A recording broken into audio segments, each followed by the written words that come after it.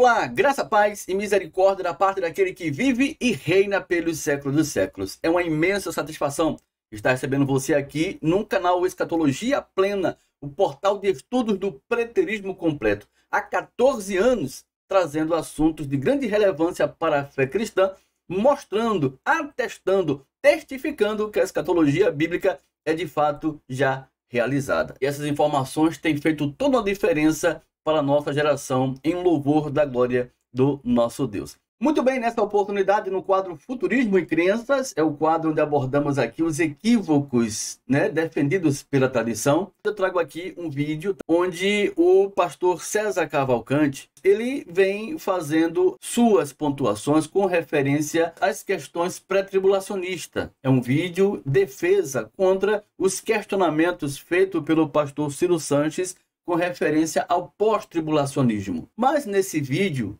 ele vem falando a respeito desse ponto do anticristo. Ele, o pastor César Cavalcante, por defender o pós-tribulacionismo, ele diz que a manifestação de Cristo Jesus nas nuvens do céu para arrebatar a igreja acontece depois da manifestação do anticristo. Primeiro o anticristo surge, aparece em cena, para que em seguida o Senhor Jesus venha nas nuvens do céu e assim arrebate a igreja. É uma vinda única, não é separada, como defende os pré-tribulacionistas, tá bom? É uma vinda única. Isso acontece depois da manifestação do anticristo. Por sua vez, o pastor Ciro Sanches, sendo um pré-tribulacionista, ele vai dizer que não, absolutamente não. Não há manifestação do anticristo antes da vinda de Cristo Jesus. Isso não acontece para o pastor Ciro Sanches, que defende o pré-tribulacionismo. Não. Então, em meio a esse impasse existencial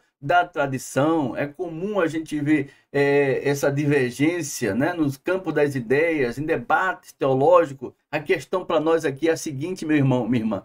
O anticristo pós-70 é legítimo ou não? Será que esse debate ele é construtivo? Ele é realmente importante? Ele leva-nos a uma percepção com referência ao fim? É um tempo presente que o qual devemos defender, seja ela pós-tribulacionista ou pré-tribulacionista, ou essas ideias não passam de especulações, porque o anticristo já teve a sua presença num cenário distinto, o qual todas as coisas se concluíram em 70 com a queda de Jerusalém. Essa é a questão que vamos pontuar aqui, nesse grande impasse existente pela tradição, tá? Então, trago aqui o vídeo, a gente vai ouvir o argumento do pastor César Cavalcante e, em seguida, vamos pontuar aquilo que seja a verdade das Escrituras com referência a essa questão do anticristo. Vamos ouvi-lo. Eu disse que a Bíblia diz que a volta de Cristo, o arrebatamento da igreja, só aconteceria depois da revelação do anticristo. E usei o texto claro da segunda carta de Paulo aos Tessalonicenses, capítulo 2, versículo 1 em diante. E aí o pastor Ciro, ao refutar essa razão, ele diz assim, olha, a Bíblia não diz que a volta de Cristo só acontecerá depois da revelação do anticristo. Essa é a segunda razão que ele coloca lá, porque ele nunca vai ser pós. A Bíblia não diz que a volta de Cristo só acontecerá depois da revelação do anticristo. Será? Então, vamos lá, o pastor Ciro vai dizer assim, é uma interpretação dos pós-tribulacionistas e do César Cavalcante, que a volta de Cristo acontece depois da revelação do anticristo. Nós estamos, aí é aquela máxima, nós estamos esperando o Cristo, não o anticristo, e tudo mais. Bom, vamos lá. Eu vou ler o texto da segunda carta eu já estou na segunda carta de Paulo aos Tessalonicenses, vou no capítulo 2, decidam vocês. Ou você pega a sua Bíblia e lê aí, se a volta de Cristo acontece só depois da revelação do anticristo ou não. O texto diz assim, irmãos, no que diz respeito à vinda de nosso Senhor Jesus e a nossa reunião com ele, vírgula. Então vamos lá, ele vai falar sobre a vinda de Jesus e a nossa reunião com ele. A nossa reunião, ele está falando da igreja se reunir com Cristo. A igreja é formada de mortos, no caso, através da ressurreição, eles vão se reunir com Cristo, e vivos, através do arrebatamento. E ele diz, irmãos, a respeito da volta de Cristo, da vinda de Cristo, e a nossa reunião, nosso encontro com ele, a palavra reunião aqui, a gente se chegar a Cristo, no texto grego, nós vos exortamos que não vos demovais da vossa mente com facilidade, nem se perturbem, quer por espírito, por palavra, por epístola, como se procedesse de nós, supondo que já tenha chegado o dia do Senhor. Então, está dizendo, esse dia não chegou ainda. Versículo 3, ninguém de nenhum modo vos engane. Isto não acontecerá. O que não acontecerá? Deixa o texto falar. Isto não acontecerá. O que não acontecerá? Ora, a volta de Cristo é a nossa reunião com ele. Isto não acontecerá sem que primeiro venha a apostasia e seja revelado o homem da iniquidade, o filho da perdição. Então vamos lá, o pastor Ciro diz assim, a Bíblia não diz que a volta de Cristo só acontecerá depois da revelação do anticristo. Diz sim, pastor. Diz sim, textualmente. É só ler a segunda carta de Paulo aos Tessalonicenses, capítulo 2, os 3 primeiros versículos. Lá diz claramente, textualmente, que isso não vai acontecer. Isso o quê? A volta de Cristo, a nossa reunião com ele, não acontecerá sem que antes aconteça a apostasia e seja revelado o homem lá, o filho da perdição. Cadê? O filho da perdição, o qual se opõe contra tudo que se chama Deus, que é o objeto de culto e tudo mais. Então, disse, eu reconheço que o versículo 7 é um versículo complicado, porque ele fala assim, há um que detém, e ele não fala quem detém. Então, tanto entre os pós-tribulacionistas e pré-tribulacionistas, há uma variedade de interpretações sobre quem é que detém. Porém, o versículo 1 ao 3 está dito textualmente que a volta de Cristo só acontecerá depois da revelação do anticristo. Muito bem, então está aí o vídeo, né? Eu só quis abordar com vocês essa questão do anticristo, tá? Muito importante essa observação e pontuar a seguinte questão do nosso assunto aqui do quadro Futurismo e Crenças nessa oportunidade. O tal anticristo pós-70 é legítimo, sim ou não, meu irmão? Essa é a questão qual devemos estar pontuando aqui. Uma vez que o anticristo já teve a sua passagem, um tempo determinado, do qual as escrituras deixam bem situado no primeiro século da era cristã. Essa é a questão aqui, meu irmão, minha irmã. O pastor César Cavalcante fez uma leitura mostrando que realmente a vinda de Cristo Jesus para a sua igreja acontece depois da manifestação do anticristo, depois da manifestação do período de apostasia. Maravilha! Nessa observação ele fez muito bem, porém ele se esquece a questão de tempo, porque o que é tratado com os irmãos de Tessalonicenses não tem nada a ver com o nosso futuro, e sim com o futuro deles, uma vez pontuando as questões do fim em 70. Essa é a questão que a tradição, infelizmente, não parou para aceitar, porque eles leem, mas não aceitam que essas questões já tenham acontecido no primeiro século da era cristã. O apóstolo Paulo pontuando o tempo, pontuando categoricamente os acontecimentos para o primeiro século, porém a tradição religiosa não considera que essas questões sucederam lá atrás, mas que estejamos vivendo essa expectativa desses abençoados irmãos. Não, meu irmão, a carta ela tem um destinatário aos irmãos de Tessalonicenses, tá certo? Uma carta escrita em 51, e naquela oportunidade já se fazia entender que o Senhor já tinha vindo.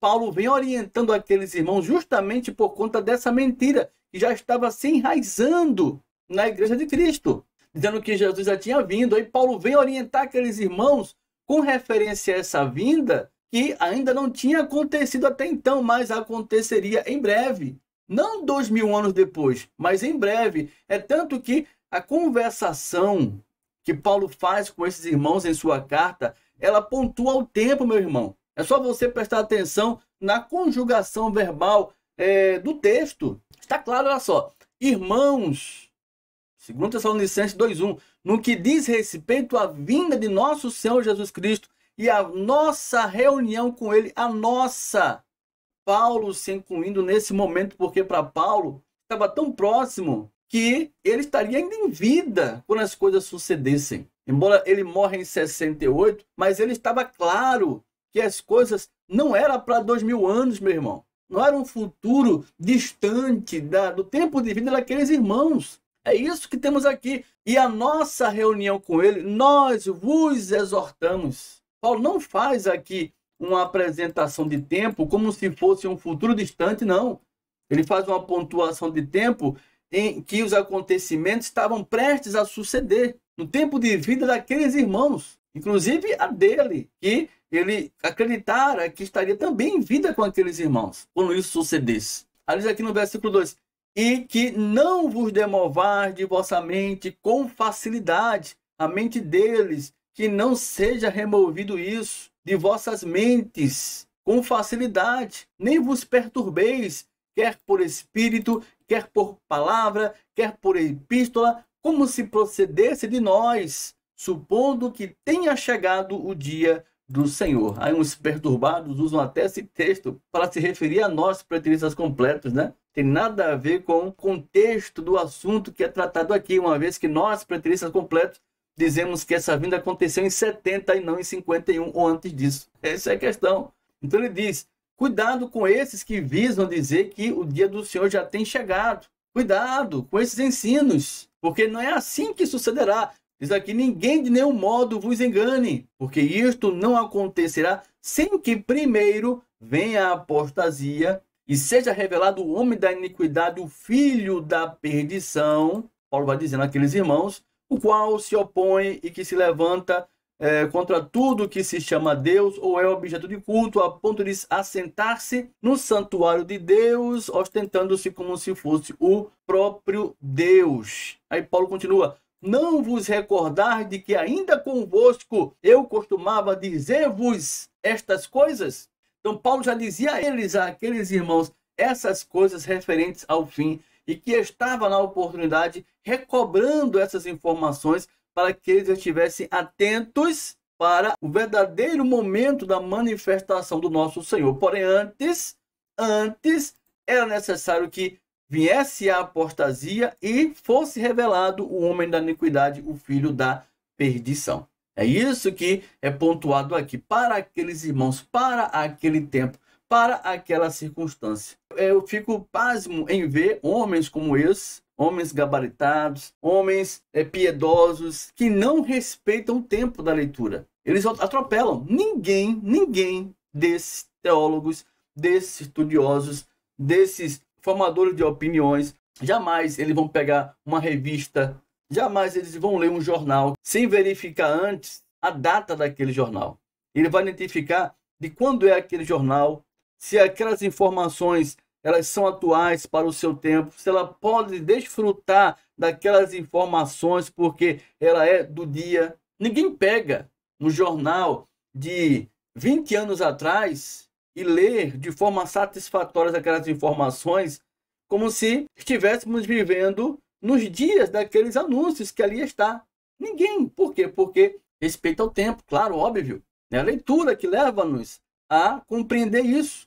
Agora, quando chegam nas escrituras, eles não sabem fazer isso. Eles são incapazes de fazer isso. Eles leem o texto, desrespeita completamente o discurso, o que está sendo tratado com aqueles irmãos, qual a necessidade de Paulo estar escrevendo aquilo naquele tempo.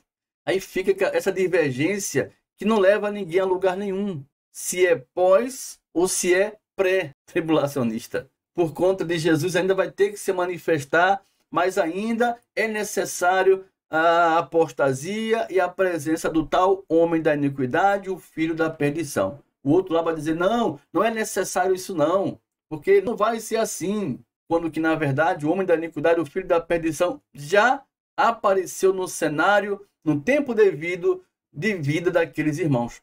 E essa percepção é clara quando a gente lê aqui no versículo 7, o qual ele fala por cima, não aborda o texto precisamente. Por quê? Porque esse texto, meu irmão, minha irmã, quebra as pernas do pré-tribulacionista, do pós-tribulacionista, como também dos mesotribulacionistas. Então, esse texto aqui, olha, arrebenta com essas escolas pré-tribulacionistas. Eles aqui, com efeito no versículo 7, o mistério da iniquidade já opera, já está em operação, e aguarda somente que seja afastado aquele que agora o detém.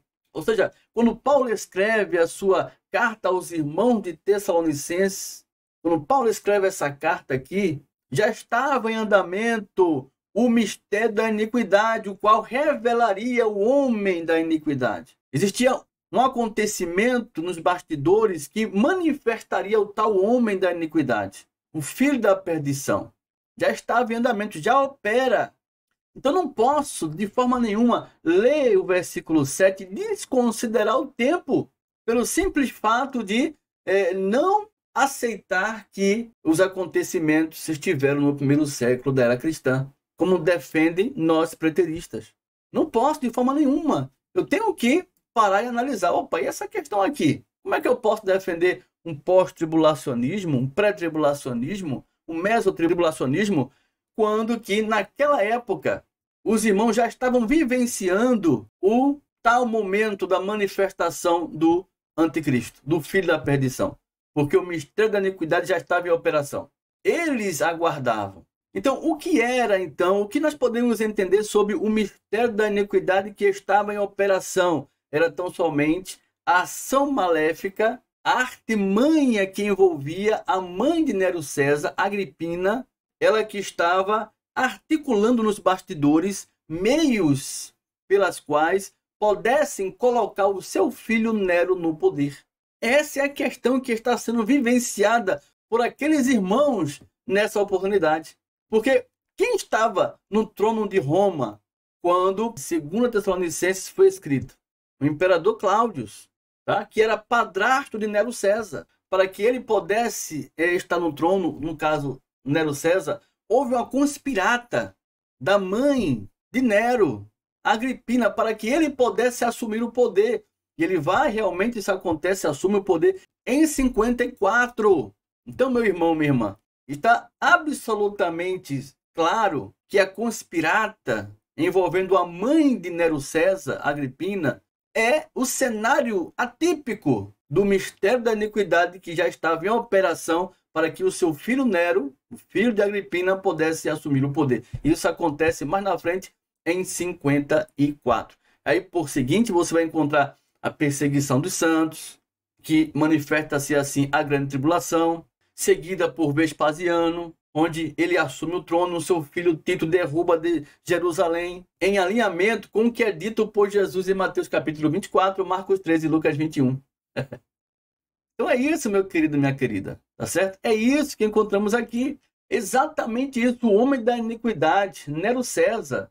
Ele é o homem que exerce as suas loucuras em consequência do fim, que se deu em 70 com a queda de Jerusalém. É isso, meu querido, minha querida, que leva-nos uma percepção óbvia, clara e absoluta que essa discussão com referência à manifestação do homem da iniquidade pós-70 não é legítima nem aqui nem na China. Não há como mudar essa realidade, meu irmão, minha irmã. Por quê? Não é uma definição feita sem base bíblica, sem coerência, sem fundamento, uma vez que a leitura do texto ela deve ser feita desta forma maneira, respeitando o tempo, respeitando o diálogo que acontece entre o apóstolo Paulo e aqueles irmãos. Se eu não respeitar isso, a minha interpretação será sempre especulatória, que vai durar, né, em todos os tempos, onde todos os pastores e líderes que lerem esse texto vão fazer a mesma interpretação.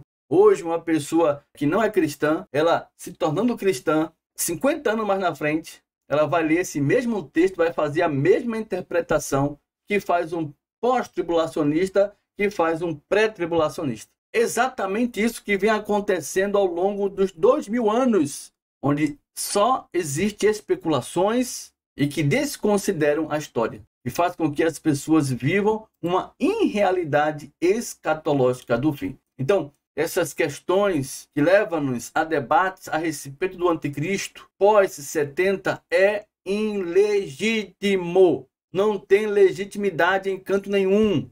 Por quê?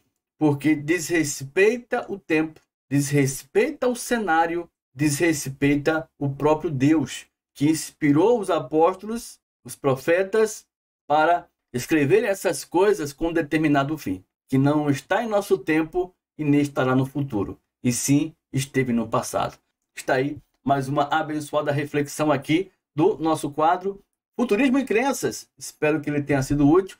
Se foi, não se esquece de registrar aí o teu comentário, é muito importante e com certeza, como sempre, responderei a todos. Um grande abraço e até a próxima oportunidade, querendo Deus, em nome de Jesus.